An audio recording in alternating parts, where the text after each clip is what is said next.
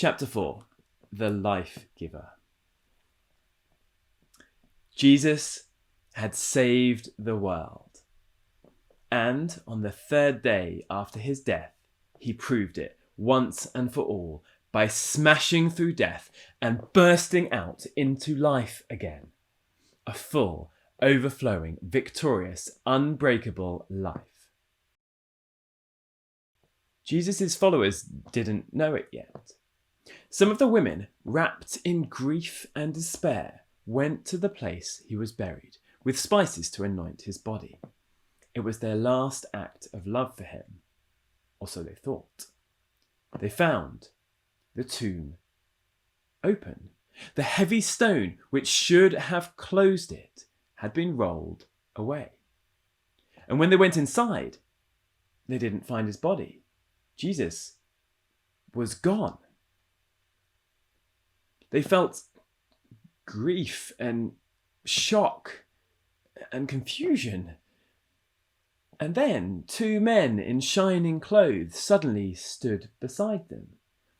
And the women were really scared. The men said to them, "Why are you looking for a living person in this place for the dead? He's not here. He has risen from the dead. Don't you remember what he told you?" The women remembered. Jesus had told them about all this, but it hadn't made sense at the time. How could they have understood what would happen? How could they have understood what Jesus was going to do for them? But now, it was beginning to make sense. Light was beginning to dawn. Now the true wonder of it all was opening up to them as they dared to believe that it was true. Jesus was alive again. The women ran and told the other followers of Jesus what had happened. They went and saw that Jesus' body had gone, but they struggled to know what to think. How could Jesus be alive? They'd seen him die. They had seen the end of all their hope, and now they were told that an incredible thing had happened, and they didn't know how to accept the impossible possibility. It was when they saw Jesus for themselves that they were convinced. Jesus' followers had gathered together and were talking about him, about everything that had happened, and suddenly, he was there. The real flesh and blood Jesus, brimming with life, standing right in front of them. "Peace be with you," he said. They were terrified and thought they were seeing a ghost. "Why are you troubled?" Jesus said to them. "Why do you doubt what you see? Look at my hands and my feet. It is I myself. Touch me and see." They saw him. They touched him. They spoke with him. They ate with him. He was really there. He was actually alive. And he explained things to them. He helped them to understand what had happened, what God had done, what it all meant. This had been God's plan all along. Jesus' death had dismantled sin. His death had swallowed death.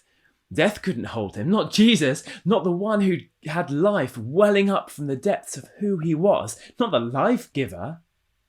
Death had no chance of holding him. And now Jesus was really alive again. And that changed everything.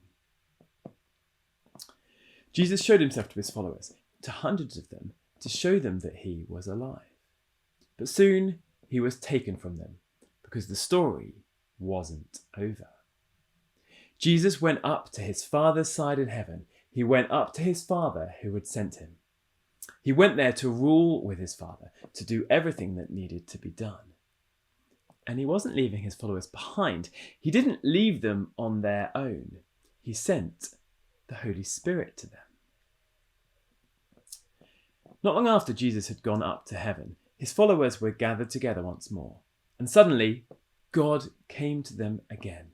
Suddenly, the Holy Spirit was there with them, filling the house they were in, filling them. God's Spirit carried the power of Jesus' death and the power of Jesus' life, and he poured it out to Jesus' followers. He gave them new hearts. He set them free. He gave them power to do everything God wanted them to do. He set their lives on fire. The Holy Spirit filled them, and he filled them with Jesus' unbreakable life. It shone out of them, bursting out of them. It was too much to keep to themselves, and so they went out and shared it with the world.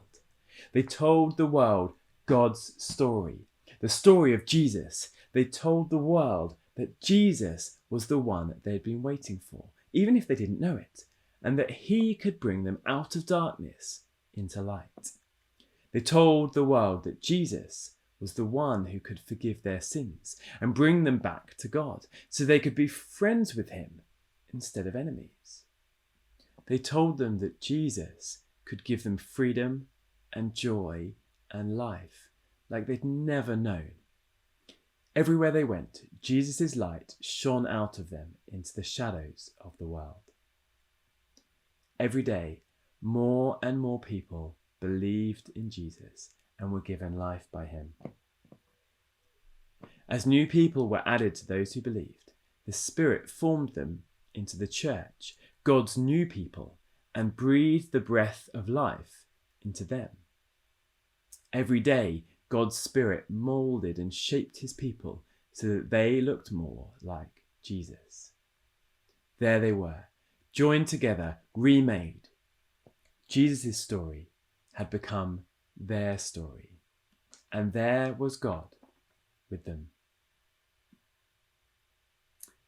And they hadn't reached the end of the story yet. The best was yet to come.